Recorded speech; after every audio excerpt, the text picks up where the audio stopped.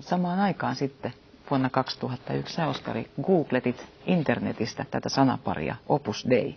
Joo. Miten siinä niin kävi, että sitten tämmöinen libertaristinen, poliittinen, materialistinen nuori kiinnostuikin perinteisestä kristinuskosta?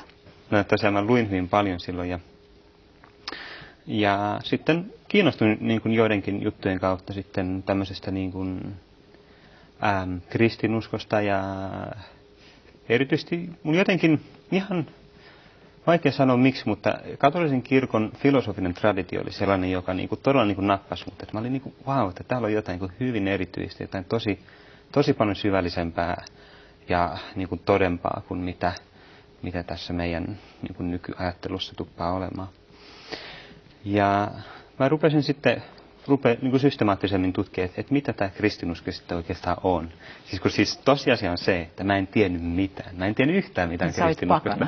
Mä olin ihan totaalinen pakana ja sitten täysin niin kuin sillä, että en mä ollut koskaan missään uskonnon tunnolla ollut eikä se ollut kastettu, etkä se kuulunut eikä kastettu, en kuulunut koskaan, mä en ollut koskaan luterilaisen kirkon jäsen. Eli siis mä olin täysin niin kuin tabula rasa siinä mielessä. Ja siinä kävi niin, että sitten mä luin niin kuin pari kirjaa ihan yleisesti niin kuin uskonnoista ja sitten kristinuskosta erityisesti. Ja sitten mä sen päätin sille, että no, jos nyt siellä mitään totuutta on siellä kristinuskossa, niin sen täytyy olla tuossa katolisessa kirkossa. Mutta saisiko kertoa, että mikä nimenomaan siinä katolisessa kirkossa sitten vetosi?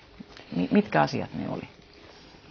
Yksi asia selvästi oli niin kuin arvomaailma, perhekeskeiset arvot ja ennen kaikkea itse asiassa perhekeskeiset arvot. Joo. Mä oon hyvin niin kuin lapsirakas ihminen ja sillä tavalla koin, että tässä on jotain oikeasti arvokasta, joka meiltä on nyt vähän hukassa. Se on ihana elämän paradoksia, että se oli tämä perhekeskeinen arvomaailma, ja sä haaveilit suuresta perheestä, ja sä päädyit sen kautta selipaattiin. Elämä on sellaista. Niin. Kyllä. Ongelma oli, että oikeastaan mä en tiedä, mitä se tarkoittaa. Mä en tiedä, miten tullaan katolilaiseksi, ja mä en tuntenut ketään katolilaista. Oli vähän niin kuin mistä se lähtee liikkeelle. Ja sitten mä luin jotain internetistä tästä opusteista, ja mä heti kiinnostuin, että mikä tää tämmönen on. Ja pistin sen Googleen ja löysin kotisivut ja otin yhteyttä niiden tämmöisen meidän keskukseen Helsingissä.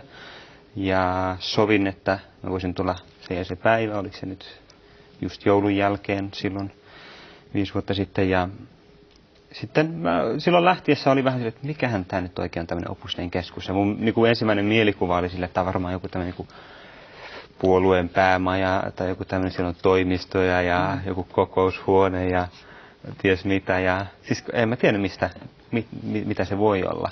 Sitten mä saavuin sinne, niin kuin se oli siinä Fredalla, semmoinen vaan niin kuin normaali kerrostalorappu. Menin sisään, ylös ja sitten tulin sisään täysin tavalliseen asuntoon.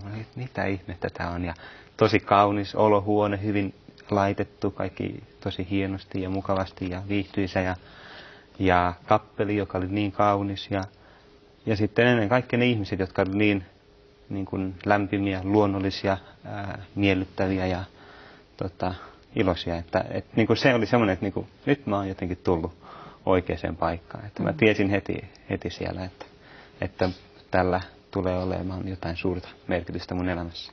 No sut kastettiin. Joo, sitten mä sain niin kuin yhdeltä Opus Dein jäseneltä tavallaan niin kuin esitelmiä katolisesta uskosta ja sitten pikkuhiljaa sitten mä niin kuin todella päätin, että mä tuun katolilaiseksi ja mä rakastin niitä esitelmiä. Ne oli niin mielenkiintoisia ja semmoisia niin kuin relevantteja ihmisen elämän kannalta ja toisaalta niin kuin käsiteltiin kaikkia näitä elämän ja kuoleman suuria kysymyksiä ja että se oli tosi fantastista ja sitten vajaan vuoden kuluttua siitä lokakuussa 2002 mut kastettiin ja tulin katolisen kirkon jäseneksi ja siitä sitten lähti vielä paremmin. Niin, oliko se siis jonkinlainen tämmöinen kotiinpaluu? Voi sanoa näin kyllä. Miten toi kotiinpaluu sitten Oskarissa näkyi? Silloin mä rupesin huomaamaan tämän tunne-elämän herkistymisen, eli kun puhuttiin, että tämä, joka kutsui itseään jo varhain, että hän on piinimies.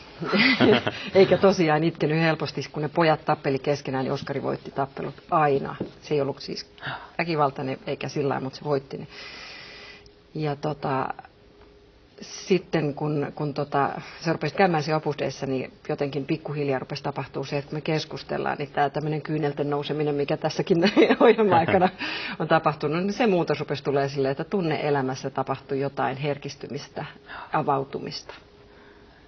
Et sua ei pelottanut, että mihin ihmeeseen poika oikein on sekaantunut? Mua ei kyllä missään vaiheessa pelottanut, mutta mä en ole kyllä ollenkaan ollut sen tyyppinen, että mä olisin jotenkin rakentanut jotain odotuksia, että mitä minun jälkeläisistäni pitäisi tulla, koska mä itse olin kuitenkin silloin aluksi nuoressa aikuisuudessa niin kuin kuljin omia haparointeja ja toisten odotuksia ja omaa etsimistä, niin mulle koskaan ei tullut sellaista tunnetta, että mikä mä oon sanomaan, että toi tie olisi väärä. Miten mä voisin tietää, että se olisi väärä.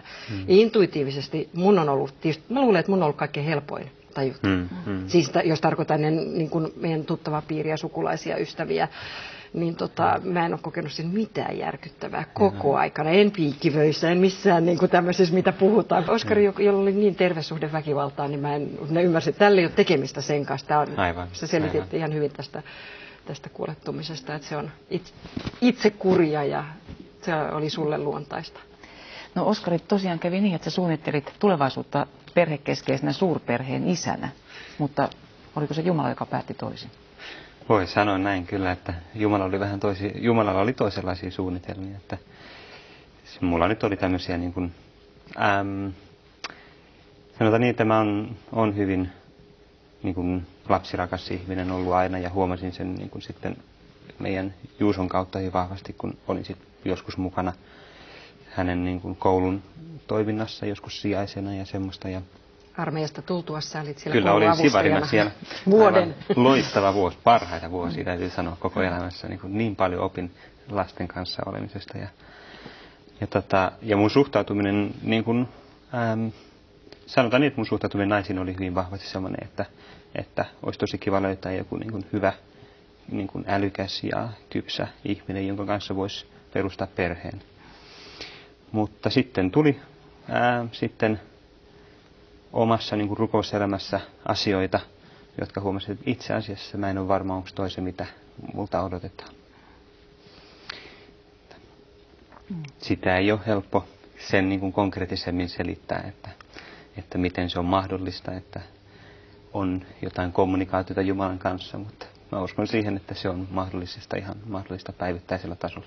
Niin, Jumala ilmoitti sinulle, että sinun pitää sitoutua selibaattiin. Jumala ei ilmoittanut sitä sinänsä, mutta se antoi mun ymmärtää hyvin selvästi niin, että ei jäänyt mitään epäilyksiä, että mulla on kutsumus seurata tätä Opus Dei numerarin jäsenen tietä. No miten sitten hyväksyä tuommoinen selibaatin vaatimus? Sä oot kuitenkin aktiivinen nuori mies, jolla on kaikki elämä edessä.